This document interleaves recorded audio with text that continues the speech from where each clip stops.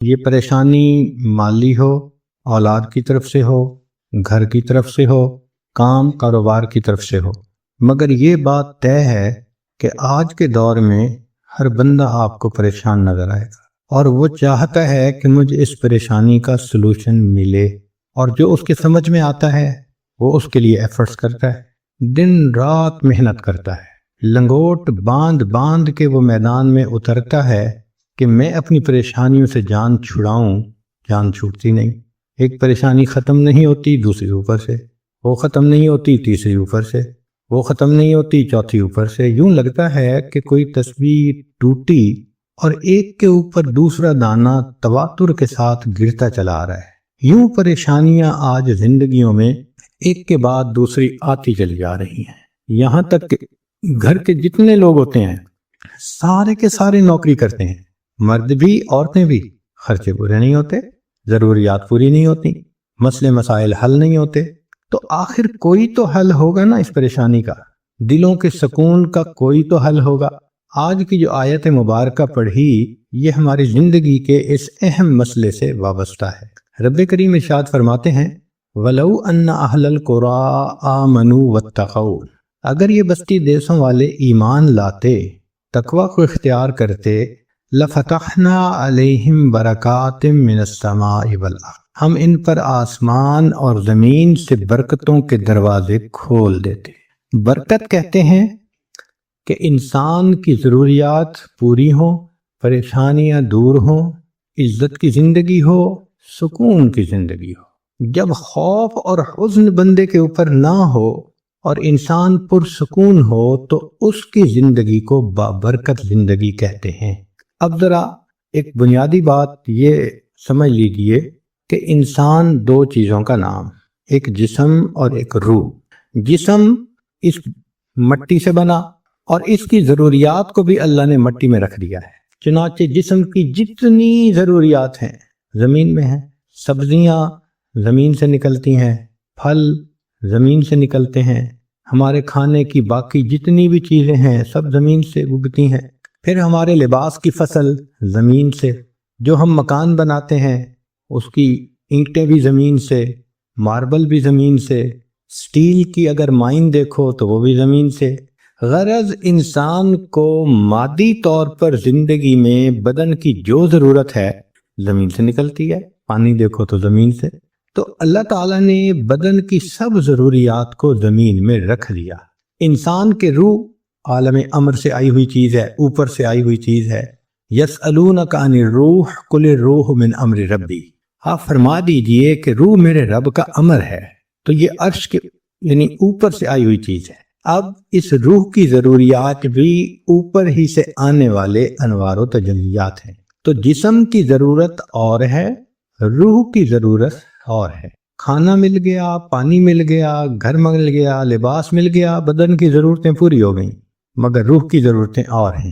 وہ کیا ہیں کہ جب انسان کے دل کے اندر نور اترتا ہے، نبی علیہ السلام نے ارشاد فرمایا علیکم بمجالس العلماء، تمہارے اوپر لازم ہے کہ علماء کی مجالس اختیار کرو، واستماع کلام الحکماء، اور تم داناؤں کی باتوں کو سنو، فإن اللہ تعالی یحیی القلب المیت، کہ اللہ تعالی مردہ دلوں کو اس طرح زندہ کرتے ہیں جس طرح کہ بارش سے مردہ زمین کو زندہ فرما دیتے ہیں۔ تو مردہ زمین بارش سے زندہ ہو جاتی ہے اور مردہ دل حکمت کی نور بھری علم بھری باتوں سے زندہ ہو جاتے ہیں۔ تو اس کا مطلب یہ ہوا کہ روح کی غذا نور ہے جو اللہ رب العزت کی طرف سے اترتا ہے۔ اب آج جسم کو اگر غذا نہ ملے تو جسم کمزور، بیمار، اٹھنا مشکل، کوئی بدن اٹھانا مشکل، اس لیے کہ بدن بیمار جو ہے۔ اسی طرح روح کو غذا نہ ملے تو روح کے لیے اعمال کرنے مشکل، نماز پڑھنی مشکل، تلاوت مشکل، تہجد میں اٹھنا مشکل، نظر کا حفاظت مشکل، سچ بولنا مشکل، سارے نیک اعمال مشکل ہو جاتے ہیں۔ اور یہ تو ہم تجربہ کرتے ہی ہیں۔ ہم چاہتے ہیں کہ نظر کی حفاظت کریں، نہیں کر پاتے۔ ہم چاہتے ہیں کہ کسی کو ہرٹ نہ کریں، پھر کر بیٹھتے ہیں۔ ہم چاہتے ہیں غصہ نہ آئے، پھر آ جاتا ہے۔ اس کا مطلب یہ کہ روح کمزور ہے، وہ یہ اعمال کرنے سے قاصر ہے۔ اس لیے اللہ تعالیٰ نے فرمایا نماز کے بارے میں وَإِنَّهَا لَكَبِيرَةٌ إِلَّا عَلَى الْخَاشِعِينَ، یہ نماز بھاری ہے سوائے ان لوگوں کے جن کے دلوں میں خشوع ہوتا ہے، ان کے لیے نماز آسان ہے، ہلکی ہے، اور جن کے دل منور نہیں خشوع سے ان کے اوپر نماز بوجھ ہوتا ہے۔ الارم لگا کے سوتے ہیں، بج بج کے الارم تھک جاتا ہے، آنکھ نہیں کھلتی، کہتے ہیں جی فجر قضا ہو جاتی ہے، کیا کریں جی نماز کے لیے فرصت ہی نہیں ملتی۔ اور بسا اوقات تو ایسا کہ نماز تو پڑھ لی، دعا مانگنے کی توفیق نہیں ہوتی۔ آپ ذرا غور کریں کہ کئی مرتبہ آپ یا بعض لوگ آدھے منٹ کی دعا، 1 منٹ کی دعا، بس دعا کے لیے ہاتھ اٹھائے اور چند سیکنڈ کے بعد ہاتھ منہ پہ پھیر کے چلے گئے، دعا مانگنے کو دل نہیں کرتا۔ ہمارے پاس ایک صاحب آئے، کہنے لگے جی میں کیا کروں، پچھلے 16 سال سے مجھے دعا مانگنے کو جی نہیں کرتا۔ اب بتائیں فَإِنَّهَا مِنْ أَعْظَمِ الْمَصَائِبِ، یہ تو بڑی مصیبت ہے کہ بندے کا دل ہی نہ کرے دعا مانگنے کو۔ تو یہ پریشانیاں ہماری کیسے ختم ہوں؟ آج ہر بندہ اسی سوچ میں لگا ہوا ہے، اور آج کا عنوان یہی ہے کہ ہماری پریشانیوں کا حل کیا ہے۔ اللہ تعالیٰ فرماتے ہیں اگر یہ بستی دیسوں والے ایمان لاتے، تقوی کو اختیار کرتے، ہم ان کو آسمان اور زمین سے برکتوں کے دروازوں کو کھول دیتے۔ یہ برکت کا لفظ آپ کو انگریزی کی ڈکشنری میں نہیں ملے گا، اس لیے کہ اس کا تعلق فقط ایمان والوں کے ساتھ ہے، مومن کے ساتھ ہے۔ مومن کی زندگی میں برکت ہوتی ہے، دوسرے کی زندگی برکت سے خالی ہوتی ہے۔ اس لیے آپ دیکھ لیں کہ آج جو ایمان کی نعمت سے فیض یاب نہیں، ان کی زندگی پریشانیاں، اور جتنا ان کا بڑھاپا خراب ہوتا ہے اور جتنا ان کو تنہائی کا عذاب بھگتنا پڑتا ہے، ان کے تو حال سن کے بندے حیران ہو جاتے ہیں کہ ان کے ساتھ گزرتی کیسے ہے۔ ایمان والوں کی زندگیوں میں برکت ہوتی ہے۔ یہ برکت ہے کیا چیز؟ شاید لفظ سے تو بات سمجھ میں نہ آئے، مثال سے جلدی سمجھ میں آ جائے گی۔ آپ نے دیکھا ہوگا کہ یہ جو کتیا ہے یہ کبھی 4 بچے دیتی ہے، کبھی 5، کبھی 6، کبھی 7 بچے، 9 بچے بھی ایک کتیا کے ہوتے ہیں، یعنی اتنی کثیر اولاد ہوتی ہے۔ اور اللہ نے اس لیے اس کے تھن بھی زیادہ بنائے ہیں کہ اتنے بچے دودھ پی سکتے ہیں ایک وقت میں۔ اور ایک ہے بکری، آپ نے دیکھا ہوگا کہ بکری کے اندر یا تو ایک بچہ یا 2 بچے، 2 سے زیادہ تو بہت ہی کم ہوتا ہوگا، ورنہ روٹین یہی ہے کہ بکری کا یا ایک بچہ یا 2 بچے۔ اور پھر بکری کٹتی بھی ہے، انسانوں کو ضرورت ہوتی ہے کھانے کی، مٹن کی، تو وہ اس کو ذبح بھی کرتے ہیں۔ اب جس کے بچے بھی یا ایک ہوتا ہے یا 2 ہوتا ہے اور پھر ذبح بھی ہوتے ہیں، اس کو دیکھ لو کہ اللہ اس کی نشو و نما کیسے کرتے ہیں۔ اور کتیا کے بچوں کو بھی دیکھ لو، کتیا کا بچہ آپ کو کہیں نظر آئے گا کوئی ایک، اور بکریوں کے ریوڑ نظر آئیں گے، سینکڑوں بکریاں۔ تو حیران ہوتے ہیں یا اللہ، جن کے 7 بچے ہوتے تھے ان کے ریوڑ کیوں نہیں ہوتے بھائی؟ ہونا تو یہ چاہیے تھا کہ کہیں 200 کتے پھرتے، کہیں 400 کتے پھرتے، لیکن اس میں اللہ نے برکت نہیں رکھی۔ حدیث مبارکہ میں ہے، نبی اسلام نے فرمایا بکری پالو، اللہ نے بکری پالنے میں برکت رکھ دی ہے۔ اب بکری میں برکت ایسی ہے کہ چاہے ایک بچہ ہو یا 2 بچے ہوں، اور چاہے ایمان والے ہزاروں بکریوں کو روزانہ ذبح کرتے رہیں، ریوڑ اگر نظر آئیں گے تو آپ کو بکریوں کے ہی نظر آئیں گے۔ یہ کیا چیز ہے؟ یہ برکت ہے جو اللہ نے رکھ دی ہے۔ تو ہم کماتے تو بہت ہیں، باپ بھی کما رہا ہے، بیٹا بھی کما رہا ہے، بیٹی بھی کما رہی ہے، بیوی بھی کما رہی ہے، سب کما رہے ہیں، برکت نہیں ہے مال میں، اس لیے مسئلے حل نہیں ہوتے۔ ایک ضرورت پوری ہوتی ہے تو دوسری اوپر سے، وہ پوری ہوتی ہے تو تیسری اوپر سے، مسئلوں پہ مسئلے چلتے چلے جاتے ہیں۔ تو آج ہماری زندگی میں برکت کی کمی ہے، اور یہ برکت کیوں کم ہے؟ ہمارے گناہوں کی وجہ سے کم ہے۔ ہماری زندگیوں میں تقوی نہیں، خدا خوفی نہیں، گناہوں سے ہم بچتے نہیں، جس وجہ سے برکت ہماری زندگیوں سے نکل گئی ہے۔ اب جب برکت نکل گئی تو سکون کہاں سے ملے؟ دل کا اطمینان کہاں سے ملے؟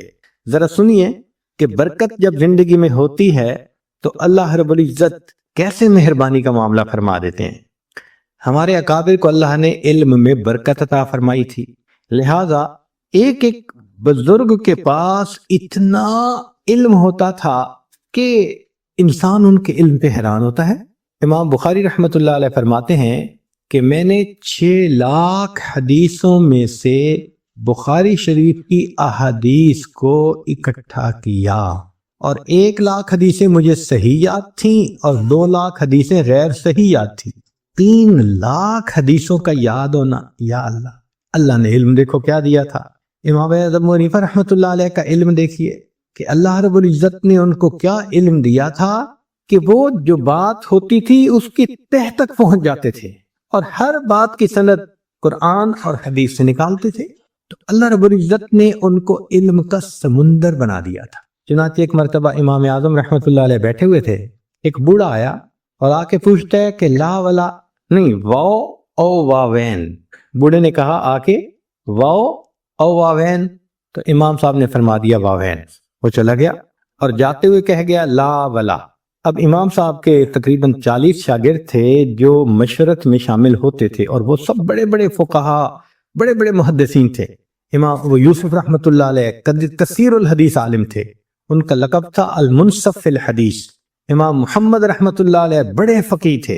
امام ظفر رحمۃ اللہ علیہ وہ ماشاء اللہ اپنے فن کے امام تھے۔ ایسے ایسے بزرگ، داؤد طائی رحمۃ اللہ علیہ تقویٰ کے پہاڑ تھے، اور یہ سب امام حنیفہ رحمۃ اللہ علیہ کے شاگردوں میں سے تھے۔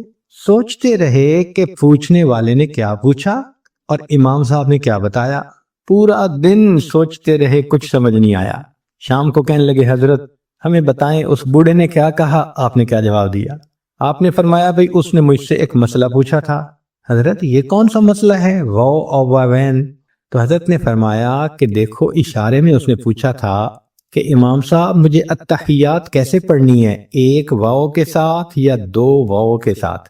ہم حنفی لوگ جو ہیں 2 واو کے ساتھ پڑھتے ہیں، التحیات للہ والصلوات والطیبات، تو 2 واو استعمال ہوئے نا، اور باقی لوگ 1 واو سے پڑھتے ہیں۔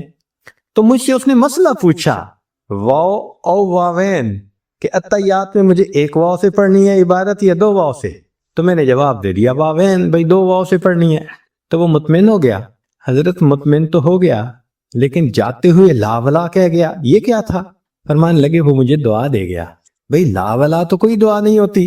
فرمانے لگے وہ دعا یہ دے گیا، ابو حنیفہ اللہ تیرے علم کو اس طرح دنیا میں پھیلائے کہ لا شرقیت ولا غربیہ، یعنی اللہ حرف سے معلوم کر لیا کہ یہ قرآن مجید کی کس آیت کے تحت مجھے دعا دے کے جا رہا ہے۔ اللہ نے ایسا علم عطا کر دیا تھا، تو ان کے علم میں اللہ نے برکت رکھ دی تھی۔ اسی طرح وقت میں برکت ہوتی ہے تو تھوڑے وقت میں زیادہ کام ہو جاتے ہیں۔ اگر برکت دیکھنی ہو تو نبی علیہ الصلوۃ والسلام کی مدینہ طیبہ کی 10 سالہ زندگی کو دیکھ لیں کہ 10 سال میں دین کا صحابہ کو بھی سکھانا، باہر سے جو وفد آتے ہیں ان کو بھی سکھانا، اپنے اہل خانہ کو بھی سکھانا، اور پھر رات میں اتنی عبادت کہ حتیٰ یتورمت قدماہ، قدم متورم ہو جاتے تھے۔ یہ وقت کی برکت ہے کہ 10 سال میں آپ نے دنیا میں انقلاب پیدا کر دیا۔ قوموں کی زندگی میں 10 سال تو بڑا تھوڑا سا عرصہ ہوتا ہے۔ آپ دیکھ سکتے ہیں ارد گرد میں کہ 10 سال میں تو کہیں بھی تبدیلی نہیں آتی، بلکہ 10 سال میں تو ملک اپنی ڈائریکشن سیدھی نہیں کر پاتے کہ کدھر جانا ہے ہم نے۔ مگر نبی علیہ الصلوۃ والسلام نے 10 سال کے عرصے میں اتنا بڑا انقلاب پیدا کر دیا۔ یہ وقت کی برکت نہیں تو پھر اور کیا ہو سکتا ہے؟ دیکھیے اللہ رب العزت نے ایک محدث تھے، ان کے وقت میں برکت ڈالی۔ چنانچہ جب وہ فوت ہوئے تو انہوں نے زندگی میں جتنی کتابیں لکھی تھیں ان کے صفحات کو، پیجز کو کاؤنٹ کیا گیا، اور ان کی زندگی کے جتنے پورے دن تھے ان کے اوپر ڈیوائیڈ کیا گیا، تو پر ڈے 40 پیجز بنے۔ اب آپ سوچئے کہ ایک دن میں ہم 40 پیجز پڑھ نہیں سکتے، وہ نئی کتاب کے 40 پیجز لکھ لیا کرتے تھے۔ یہ برکت نہیں تو اور کیا ہے؟ چنانچہ اگر پہلے 15 سال جو علم حاصل کرنے کے ہیں وہ نکال دیں تو پھر تو ایوریج 40 کی بجائے شاید 60-70 ہی ہو جائے۔ جو کتاب لکھتے ہیں وہ مہینے میں جا کے چند صفحے لکھ پاتے ہیں، سالوں لگتے ہیں ایک کتاب کے لکھنے میں۔ ان کو اللہ نے ایسی برکت وقت کی دی۔ شیخ الحدیث مولانا محمد زکریا رحمۃ اللہ علیہ لکھتے ہیں کہ ہر دن کے 40 صفحے بنتے تھے جو وہ نئے لکھتے تھے۔ اللہ نے وقت میں برکت عطا فرما دی تھی۔ حضرت اختر ثانی رحمۃ اللہ علیہ کی زندگی کو دیکھو، چنانچہ ان کی اپنی 2600 کتابیں جو اس وقت پبلش ہوئی موجود ہیں۔ یا اللہ، 2600 کتابیں لکھ دینا. علم میں بھی کام کیا، تصوف و سلوک میں بھی کام کیا، لوگوں کی اصلاح کے لیے بھی ان کو وقت دیتے تھے، تفسیر بھی لکھی، حدیث پہ بھی لکھا، فقہ پہ بھی لکھا. سبحان اللہ، اللہ کی شان. اس کو کیا کہتے ہیں؟ تھوڑے وقت میں زیادہ کام کا کر لینا، اس کو برکت کہتے ہیں. تو اللہ رب العزت نے ان کو برکت عطا فرمائی تھی. تو دیکھیے، علم میں بھی برکت، وقت میں بھی برکت، اور پھر قوت حافظہ میں بھی برکت. ایسی قوت حافظہ، ایک بات پڑھ لی 20-20 سال نہیں بھولتی تھی، 25-25 سال نہیں بھولتی تھی. سبحان اللہ. علامہ انور شاہ کشمیری رحمۃ اللہ علیہ، ایک مرتبہ ان کو کسی مقدمے میں مناظرہ کے لیے عدالت میں آنا پڑا، تو مخالف نے ایک عبارت پڑھی، تو حضرت نے فرمایا کہ یہ کتاب مجھے دو، اس کتاب کے اندر مجھے تبدیلی نظر آتی ہے. انہوں نے کہا کہ لے لیں. حضرت نے کتاب دیکھی، فرمایا کہ اس کتاب میں تو عبارت یہ ہے، مگر یہ تھوڑا کٹ کر کے چھاپی گئی ہے، لہذا میں اپنی کتاب منگواتا ہوں. جب اوریجنل نسخہ منگایا اور اس کو پڑھا گیا تو عبارت کا مفہوم بالکل ہی کچھ اور تھا. انہوں نے درمیان میں ایک سطر کو ختم کر کے اس طرح کتاب کو پرنٹ کیا کہ مطلب کچھ اور بن جاتا تھا. تو جج بڑا حیران ہوا. اس نے کہا کہ آپ نے یہ عبارت کب پڑھی؟ فرمانے لگے یہ عبارت میں نے آج سے 25 سال پہلے پڑھی تھی. 25 سال پہلے کی پڑھی ہوئی عبارت یاد تھی کہ درمیان میں کچھ چیزوں کو مس کر دیا. اس کو قوت حافظہ کی برکت کہتے ہیں. ایک بزرگ گزرے ہیں ابو زرعہ رحمت اللہ علیہ، بڑے محدث تھے، حدیث پاک پڑھاتے تھے. اس زمانے میں ایک کپل تھا، دونوں جوان العمر، اور اچھی زندگی گزار رہا تھا. مگر ہوا یہ کہ ایک دن بیوی انتظار میں تھی اور خاوند کو ان کی مجلس میں کچھ دیر ہو گئی. جن روٹین تھا کہ اتنے بجے گھر پہنچ جاتے تھے، وہ نہیں پہنچ سکے. تو بیوی مائنڈ کر گئی، غصے میں آ گئی. جب خاوند گھر پہنچا تو اس نے کہا کہ آپ دیر سے کیوں آئے؟ اس نے کہا آپ کو پتہ ہے کہ میں ان سے علم پڑھنے کے لیے جاتا ہوں، تو وہاں مجھے دیر ہو گئی. اس نے غصے میں کہہ دیا تیرے استاد کو کچھ نہیں آتا، تو وہاں سے جا کے کیا سیکھے گا؟ اب اپنے بارے میں تو بات بندہ برداشت کر جاتا ہے، باپ کے بارے میں یا استاد کے بارے میں برداشت کرنا ذرا مشکل ہو جاتا ہے. تو آگے سے خاوند نے یہ کہہ دیا کہ اگر مجھے میرے استاد کو 1,00,000 حدیثیں یاد نہ ہوں تو میری طرف سے تجھے طلاق ہے. غصے میں بات کر گیا. اب رات تو گزر گئی، صبح اٹھے تو بیوی بھی ریگریٹ کر رہی ہے، بھائی میں غصے میں تھی تو مجھے اس کے استاد کو تو برا نہیں نہ کہنا چاہیے تھا. اور خاوند بھی کہنے لگا کہ چلو اگر وہ غلطی کر گئی تھی تو مجھے بھی تو غصے میں ایسی بات نہیں کرنی چاہیے تھی. بیوی نے پوچھا اب کیا کریں؟ اس نے کہا بھائی یہ تو کنڈیشنل ہے مسئلہ، تو میں جا کے امام صاحب سے پوچھتا ہوں. چنانچہ وہ ابو زرعہ رحمۃ اللہ علیہ کے پاس آیا اور جا کے مسئلہ کہا کہ حضرت ہم دونوں نے بے وقوفی کر لی، تو اب آپ بتائیں کہ طلاق ہوئی یا نہیں ہوئی؟ تو ابو زرعہ رحمۃ اللہ علیہ نے بات سنی اور فرمایا کہ جاؤ جا کے میاں بیوی کی طرح رہو، اس لیے کہ 1,00,000 حدیثیں مجھے اس طرح یاد ہیں جس طرح لوگوں کو سورہ فاتحہ یاد ہوتی ہے. اس کو قوت حافظہ کی برکت کہتے ہیں. جب اللہ تعالیٰ میموری میں برکت دے دیتے ہیں نا، پھر بات بھولتی نہیں ہے. امام بخاری رحمۃ اللہ علیہ کی بات سن لیجئے کہ ان کی قوت حافظہ کیسی تھی.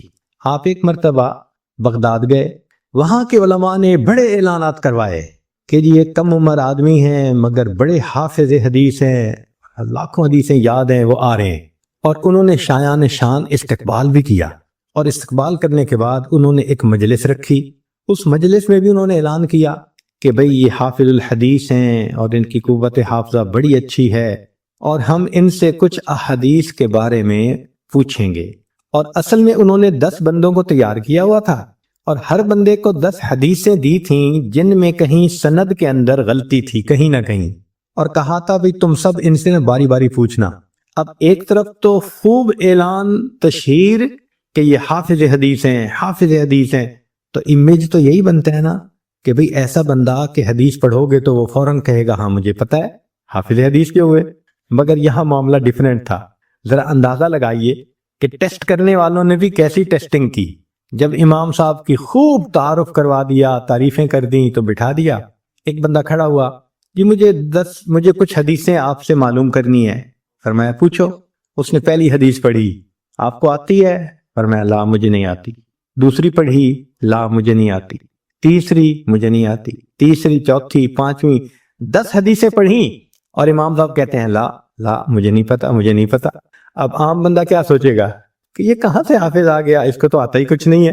تو ایک سائیکولوجیکل پریشر انہوں نے ڈالا ان کے اوپر کہ بندے کا دل کرتا ہے یار میں کسی پہ تو ہاں کہوں نا کہ یہ مجھے آتی ہے. آپ نے کہا لا. پھر دوسرا بندہ کھڑا ہوا، اس نے 10 حدیثیں پوچھی، 10 پہ لا کہا. پھر تیسرا کھڑا ہوا، چوتھا کھڑا ہوا، پانچواں، حتیٰ کہ 10 کے 10 کھڑے ہوئے اور انہوں نے اپنی اپنی حدیثیں پوچھی اور آپ نے 100 حدیثیں سن کے کہا لا مجھے نہیں معلوم. تو اب سوچیں عام آدمی کا امپریشن کیا بنتا ہے کہ اس کو تو آتا ہی کچھ نہیں ہے، یہ کہاں سے حافظ آ گیا. جب اتنا پریشر انہوں نے برداشت کر لیا اور 10 کے 10 بندے بیٹھ گئے تو پھر امام صاحب کہنے لگے اچھا اب ذرا سنو، پہلے بندے نے یہ حدیث پڑھی، جو اس نے غلط پڑھی تھی آپ نے پہلے غلط پڑھی جو ایک ہی دفعہ سنی تھی، اور پھر فرمایا صحیح حدیث یہ ہے، پھر صحیح حدیث پڑھ لی. پھر دوسری حدیث اس نے یہ پوچھی تھی، غلط پڑھی، پھر صحیح پڑھی. حتیٰ کہ امام صاحب نے جس ترتیب سے انہوں نے 100 حدیثیں پوچھی تھیں ایک مرتبہ سن کر 100 حدیثوں کو پڑھ دیا، پھر صحیح حدیثوں کو بھی سنا دیا. کیا قوت حافظہ ہوگی کہ ایک دفعہ سننے پر یاد ہو جاتی تھی حدیث ان کو. یہ کیا چیز ہے؟ یہ قوت حافظہ کی برکت کہلاتی ہے. ایک ہوتی ہے رزق میں برکت. رزق کی برکت کیا کہ اللہ تعالیٰ انسان کو جو دیتے ہیں وہ ان کے ضروریات کے لیے پورا ہو جاتا ہے. کھانے میں بھی برکت ہوتی ہے، اللہ تعالیٰ فضل فرما دیتے ہیں. چنانچہ کتنی بار ایسا ہوا، نبی علیہ الصلوۃ والسلام کی مبارک زندگی کا ایک واقعہ ہے کہ آپ صلی اللہ علیہ وسلم کو بہت بھوک لگی ہوئی تھی تو آپ صلی اللہ علیہ وسلم باہر تشریف لائے. ابو ہریرہ رضی اللہ عنہ کہتے ہیں کہ مجھے تو اتنی بھوک تھی، کئی دن سے کچھ نہیں کھایا تھا، میں مسجد نبوی کے دروازے پہ لیٹ گیا تھا، یعنی مجھ سے بیٹھا بھی نہیں جاتا تھا، اتنی بھوک تھی میرے اندر. میں لیٹ گیا تھا کہ بھائی چلو جو یہاں سے گزریں گے وہ مجھے دیکھیں گے تو کوئی نہ کوئی مجھے کھانے کی دعوت دے گا تو مجھے بھی کچھ مل جائے گا.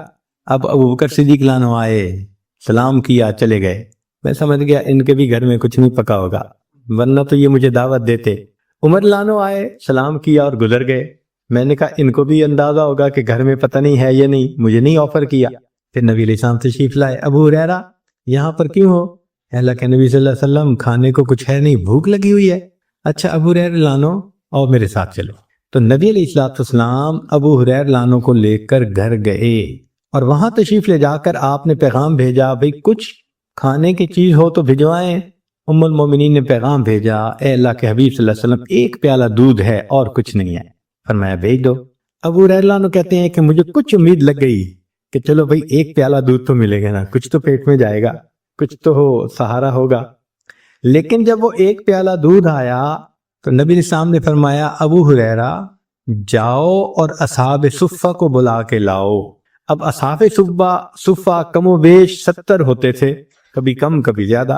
تو فرماتے ہیں کہ میں اصحاب صفہ کو بلانے چلا تو میں سوچ رہا ہوں کہ ایک پیالہ دودھ اور 70 بندے، اور پھر یہ بھی مجھے خیال آ رہا تھا کہ چونکہ میں ہی بلانے جا رہا ہوں تو نبی علیہ السلام میرے ہی ذمہ لگائیں گے کہ تم ان کو پلاؤ، تو پلانے والے کی باری تو بعد میں آتی ہے.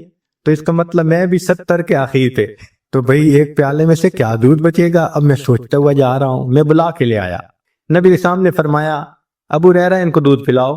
میں نے پہلے والے کو دودھ دے دیا، اس نے پیا جتنا چاہا، پھر دوسرے کو پلایا، تیسرے کو پلایا. فرماتے ہیں کہ 70 بندوں نے دودھ کا پیالہ پیا اور دودھ جیسے تھا ویسے ہی تھا.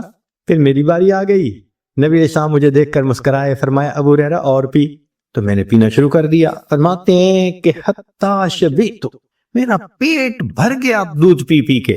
میں نے کہا اللہ کے نبی صلی اللہ علیہ وسلم میں نے بہت پیا. فرمایا اور پی. تو کہتے ہیں میں نے پھر پیا حتیٰ کہ پیٹ بھر گیا. نبی صاحب مسکرائے، فرمایا اور پی. میں نے کہا اللہ کے حبیب صلی اللہ علیہ وسلم اور نہیں پیا جاتا. تو نبی علیہ السلام نے وہ پیالہ خود لیا، نوش فرمایا اور پھر جا کر دودھ ختم ہوا. اس کو کہتے ہیں برکت، کہ ایک پیالہ دودھ اتنے لوگوں نے پیا اور اللہ نے ان کی بھوک کو مٹا دیا. جابر رضی اللہ تعالیٰ عنہ میدان احد میں آئے، جنگ خندق میں آئے اور نبی علیہ السلام سے عرض کرنے لگے اے اللہ کے حبیب صلی اللہ علیہ وسلم، میری بیوی نے ایک چھوٹا بکری کا بچہ تھا گھر میں، وہ ذبح کروایا اور آپ کے لیے کھانا بنوایا کہ آپ نے بہت دیر ہو گئی کھانا نہیں کھایا.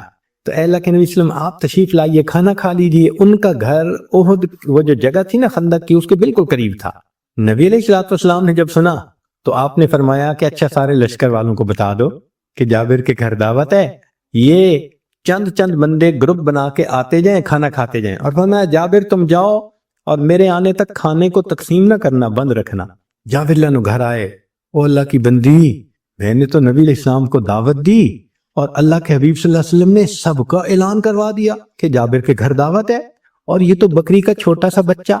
عورت بڑی سمجھدار تھی، اس نے کہا کہ مجھے یہ بتاؤ کہ آپ نے سب کو انوائٹ کیا ہے یا اللہ کے حبیب صلی اللہ علیہ وسلم نے سب کو انوائٹ کیا ہے؟ انہوں نے کہا میں نے نہیں کیا، میں نے تو صرف نبی علیہ السلام کو کیا تھا۔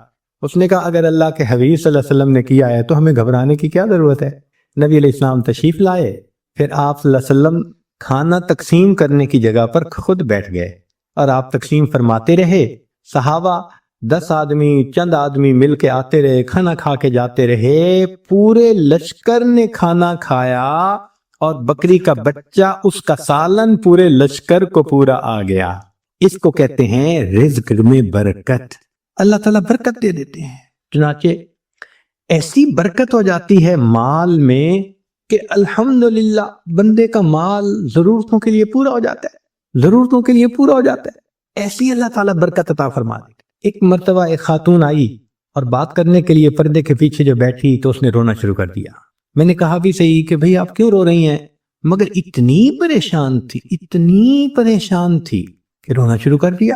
تو جب اس نے رونا شروع کر دیا تو ہم نے بھی پھر تھوڑی دیر اس کو رونے دیا کہ بھئی ذرا سنبھلے گی تو بات کریں گے تاکہ بات سنیں۔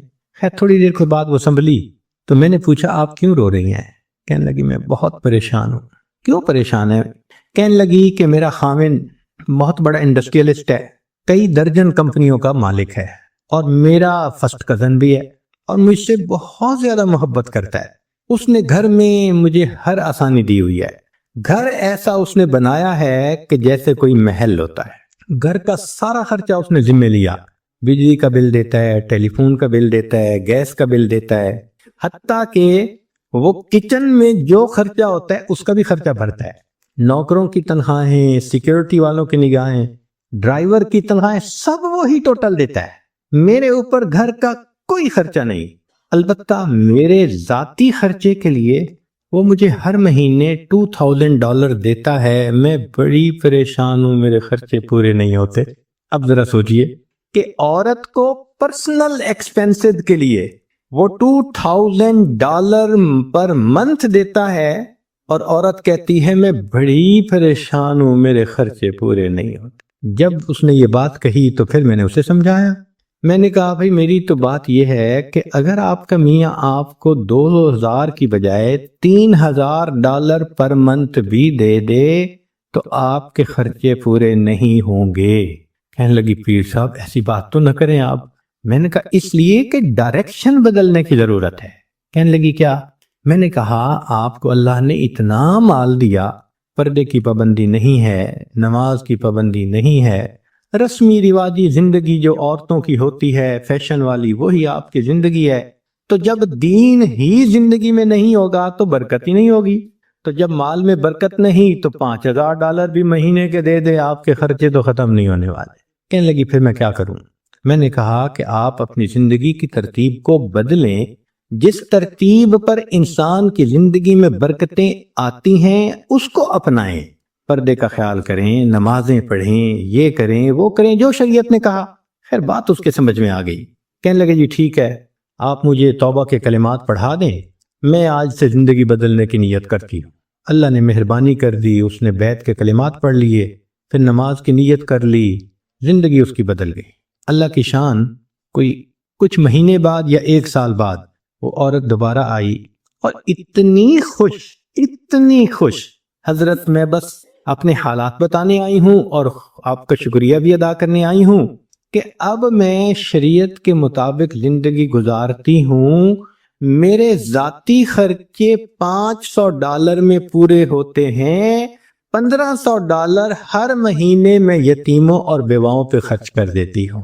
جب مال میں برکت ہوتی ہے نا تو تھوڑا مال زیادہ ضرورتوں کو پورا کر دیتا ہے۔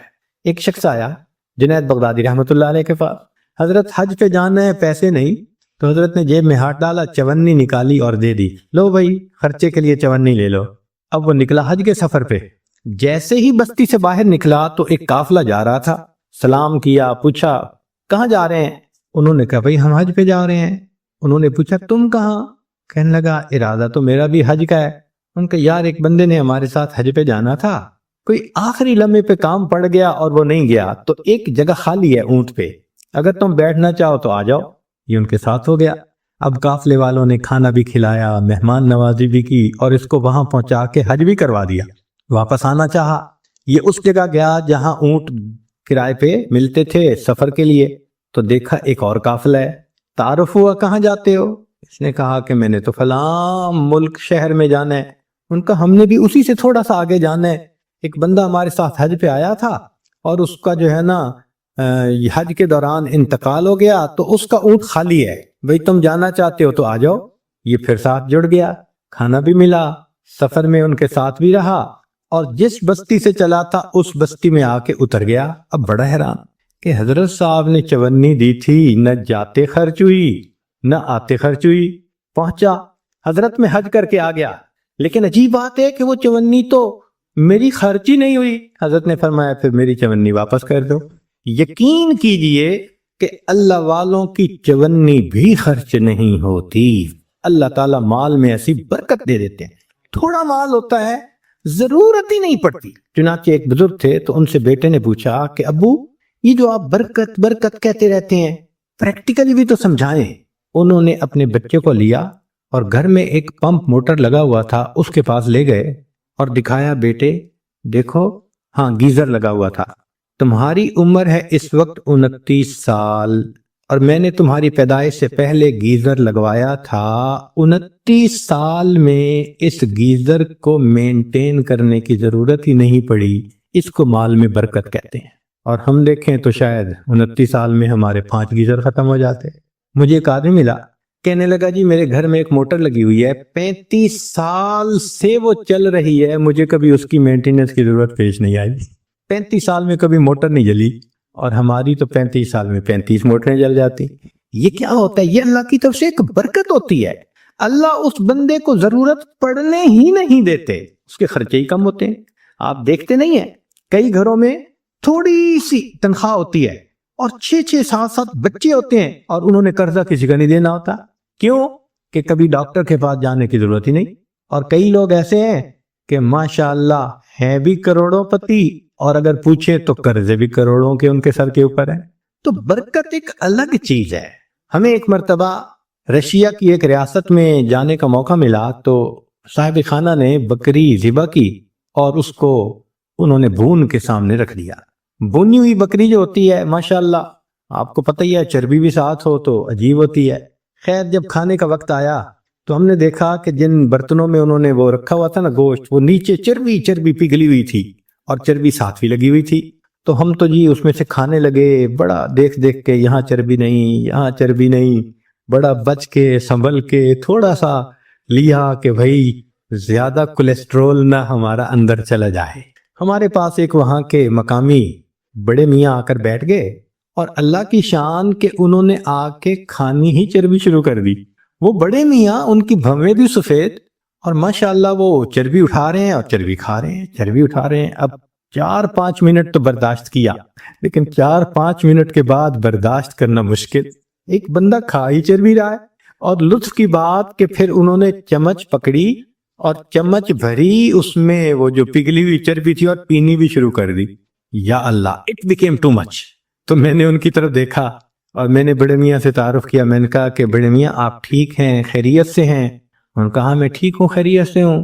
میں نے کہا آپ کی صحت ٹھیک ہے؟ کہنے لگے کہ میری عمر اس وقت تقریباً 82 سال ہو چکی ہے. میں نے اپنی پوری زندگی میں کوئی میڈیسن کی گولی اپنے منہ میں نہیں ڈالی. اس کو کہتے ہیں صحت کی برکت, کہ 82 سال عمر ہو جائے اور بندہ 82 سال میں ایک ٹیبلٹ بھی کبھی منہ میں نہ ڈالے. کہتے ہیں کبھی میں ڈاکٹر کے پاس گیا ہی نہیں, پوری زندگی نہیں گیا. یہ صحت کی برکت کہلاتی. ہمارے حضرت مرشد عالم رحمت اللہ علیہ 90 سال کی عمر میں ان کی وفات ہوئی. آخری عمر کے دنوں میں حضرت جب خط پڑھتے تھے تو اینک اتار کے پڑھتے تھے, اس لیے کہ قریب کی نظر ٹھیک تھی دور کے لیے اینک ساتھ لگایا کرتے تھے، اور دور تو 40 سال کے بعد ایجنگ ایفیکٹ ہوتا ہی ہے، وہ تو ہر آپٹیشین کہے گا کہ 40 سال کے بعد ایجنگ ایفیکٹ کی وجہ سے دور کی نظر تو لگانی پڑتی ہے۔ قریب کی نظر 90 سال میں اتنی تیز کہ خط جو ہے وہ اینک اتار کر پڑھا کرتے تھے۔ سنوائی اتنی تیز تھی سماعت کہ کمرے کے کونے میں کوئی وسپر کرتا تھا تو حضرت سن لیا کرتے تھے۔ اور اللہ کی شان کہ 90 سال کی عمر میں تمام دانت حضرت کے بالکل ٹھیک تھے۔ ایک مرتبہ کھانا آیا تو میں نرم سی روٹی نہ ڈھونڈ کے حضرت کے آگے رکھنے لگا۔ پوچھنے لگے کیا ڈھونڈ رہے ہو؟ میں نے کہا حضرت میں کوئی نرم سی روٹی آپ کے لیے ڈھونڈ رہا ہوں۔ فرمایا میرے دانتوں کو کیا ہوا ہے، دو مجھے کوئی کڑک روٹی۔ 90 سال کی عمر میں کڑک روٹی کھائی، اللہ کی شان۔ اور ایسی قوت اللہ نے دی تھی کہ ایک مرتبہ اس عاجز کے کندھے پہ دوسرا ہاتھ رکھا تو ماشاءاللہ لمبا قد تھا اور صحت تھی اور جسم تھا، تو جیسے کندھے پہ ہاتھ رکھا تو میں تھوڑا سا نیچے ہوا، فرمایا کیا چوزے بنے پھرتے ہو؟ ہم واقعی اپنی جوانی میں ان کے سامنے چوزے تھے، اللہ نے ایسی صحت دی تھی۔ اچھا آخری عمر میں شوگر کی بیماری ہو گئی تھی۔ اب آپ کو پتہ ہے کہ جو شوگر کا مریض ہوتا ہے اس کو تو ہر 2-4 گھنٹے کے بعد یورینیشن کی ضرورت پڑتی ہے، لیکن نہیں، میرا اپنا واقعہ ہے جو خود ان کے ساتھ اپنی آنکھوں سے دیکھا اور آج مسجد میں باوضو نیریٹ کر رہا ہوں۔ رمضان شریف میں حضرت مری میں تھے اور وہاں پر جو مقامی امام تھے انہوں نے قاری حضرات بلائے ہوئے تھے۔ ایک رات وہاں قرات کی بڑی عجیب محفل ہوتی ہے، چن چن کے قراء کو وہ بلاتے ہیں۔ حضرت نے مغرب کے بعد کھانا کھایا اور وضو فرمایا، اور وضو کرنے کے بعد مجھے فرمانے لگے کہ بھائی جلدی جانا ہے تاکہ پہلی صف میں جگہ مل سکے، تو جلدی عشاء کے لیے جانا ہے۔ تو حضرت پہلے ہی آ کے بیٹھ گئے، حالانکہ ابھی آدھا گھنٹہ نماز میں رہتا تھا۔ عشاء پڑھی، پھر عشاء کے بعد تراویح ہوئی، پھر تراویح پڑھنے کے بعد قرات شروع ہوئی۔ تو میرا خیال تھا شاید تراویح پڑھنے کے بعد حضرت جائیں گے وضو تازہ کریں گے، تو میں نے ذرا 1-2 دفعہ چہرے کی طرف دیکھا کہ جانے کی نیت نظر آتی ہے، مگر نہیں، وہ تو پرسکون بیٹھے تھے۔ میں خاموش ہو گیا۔ اب قرات شروع ہوئی، ایک قاری نے قرآن پڑھا، اور ہمارے حضرت تو قرآن کے عاشق تھے، وہ تو جب کوئی قرآن پڑھتا تھا حضرت تازہ دم ہو جاتے تھے۔ حضرت نے ان قراء کا قرآن سنا، اتنا پڑھنے والوں نے قرآن پڑھا کہ سحری کا وقت ختم ہونے میں 1 گھنٹہ باقی رہ گیا، تو اعلان ہوا مسجد میں کہ بھئی سب لوگوں کے لیے اجتماعی سحری کا بندوبست مسجد میں کیا گیا ہے، اب 1 گھنٹہ رہ گیا، آپ لوگ اٹھیں اور اپنی سحری کھا لیں۔ تو میں نے حضرت کی طرف دیکھا کہ بھئی اب تو کمرے میں جائیں گے وضو کرنے کے لیے، رات ہی گزر گئی۔ تو میں نے پوچھا حضرت وضو فرمائیں گے؟ تو میں اس کا مطلب تھا کہ نہیں کرنا۔ میں چپ ہو گیا۔ حضرت نے وہیں پر مسجد میں سحری کھائی۔ اب کھانا کھانے کے بعد تو نوجوان لوگوں کو جانا پڑتا ہے بیت الخلاء میں، تو جب کھانا کھا لیا تو پھر میں ذرا قریب ہوا، حضرت وضو تازہ فرمائیں گے؟ میری طرف دیکھ کے فرمایا میرا وضو کوئی کچا دھاگا ہے، یہ الفاظ کہے میرا وضو کوئی کچا دھاگا ہے۔ میں خاموش ہو گیا۔ اب فجر کا وقت ہو گیا، تو اس عاجز کا خیال تھا کہ بس حضرت فجر پڑھیں گے اور فوراً چلے جائیں گے۔ حضرت نے فجر کا سلام پھیرا اور ممبر کے اوپر آ کر بیٹھ گئے اور فرمان لگے قراء حضرات کو کہ ساری رات تم نے مجھے قرآن سنایا ہے، اب میں تمہیں قرآن سناؤں گا۔ اور حضرت کا درس قرآن تو عجیب ہوتا تھا، فجر کے بعد اس کو مس نہیں ہونے دیتے تھے۔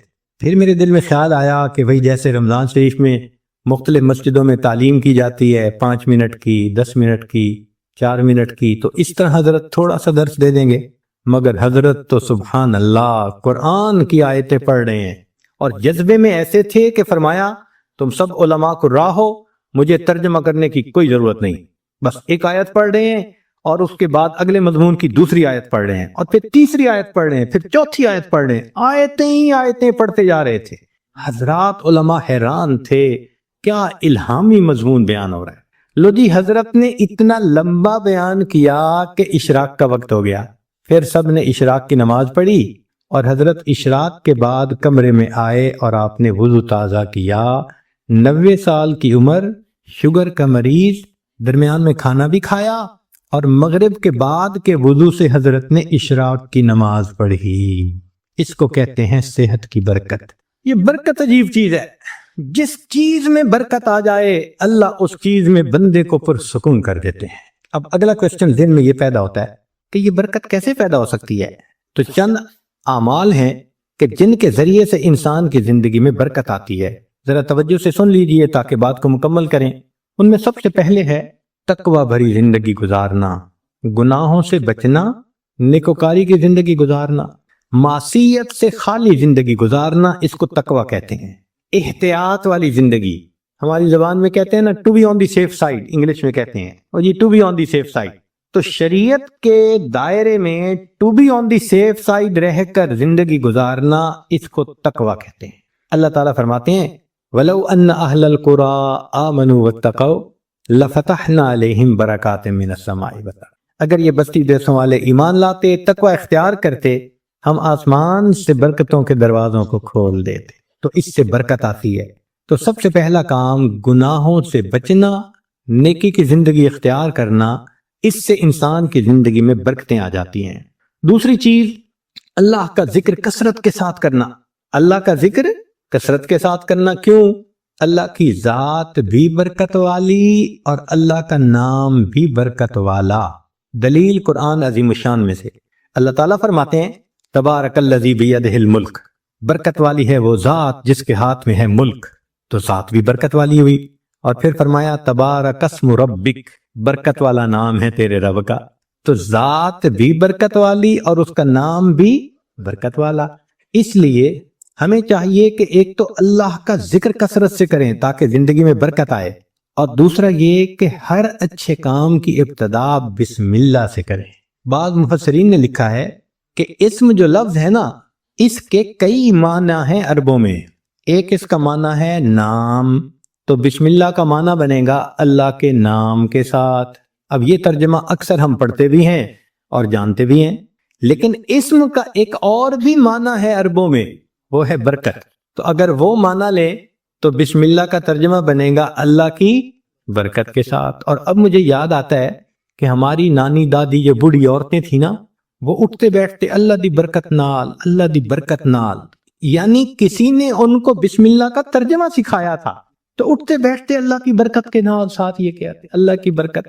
تو بسم اللہ کو کثرت سے پڑھنا، گاڑی کا دروازہ کھولیں تو بسم اللہ پڑھ کے، چابی لگائیں تو بسم اللہ پڑھ کے، سٹارٹ کریں بسم اللہ پڑھ کے، کوئی بھی اچھا کام بسم اللہ پڑھتے رہیں۔ جس کام پر بسم اللہ پڑھیں گے اللہ اس کام میں برکتیں داخل کر دیں گے۔ ایک حدیث پاک میں ہے کہ میرا نام برکت والا ہے، اور جس کام میں میرے نام کو پڑھا جائے گا میں اس کام میں برکتوں کو شامل فرما دوں گا۔ تو بسم اللہ ہم اپنی زندگیوں میں نہیں پڑھتے زیادہ۔ آپ غور کریں، ہماری کوتاہی ہے کہ ہم اس کی برکت سے فائدہ نہیں۔ ہمیں نہ طویلوں والوں کے پیچھے بھاگنا پڑے گا، نہ عملیات والوں کے پیچھے بھاگنا پڑے گا، نہ کسی اور کے پیچھے جانا پڑے گا۔ ایک بسم اللہ کی اپنی زندگی میں کثرت شروع کر دیں، اللہ تعالیٰ ہر چیز میں برکتیں عطا فرما دیں۔ آپ اس کو تجربہ کر کے دیکھیے، سبحان اللہ، کیا برکتوں کا سمندر ہمارے پاس ہے اور ہم ادھر ادھر بھاگے پھر رہے ہوتے ہیں۔ یہ تو ایسا ہی ہوا کہ انسان دریا کے کنارے ہو اور پیاسا مر رہا ہو، تو ایک تقوی سے برکت آتی ہے، اور دوسری اللہ کے ذکر سے، اللہ کے نام سے، بسم اللہ کو مختلف اوقات میں کاموں سے پہلے پڑھنے سے انسان کے عملوں میں، کاموں میں برکت آ جاتی ہے۔ اور تیسری چیز کہ انسان کی دعا، اس سے بھی زندگی میں برکت آ جاتی ہے۔ دعا سے برکت، جی خود دعا کریں، ماں باپ سے دعا کروائیں، پیر استاد سے دعا کروائیں، دعائیں لیں، دیکھیں برکتیں کیسے آتی ہیں۔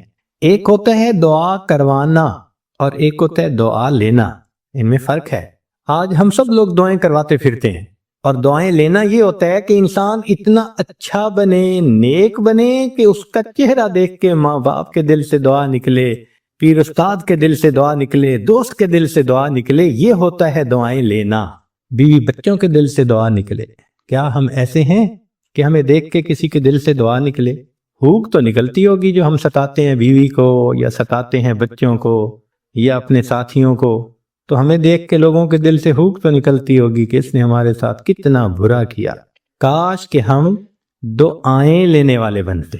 دعا سے برکت، ذرا سنیے۔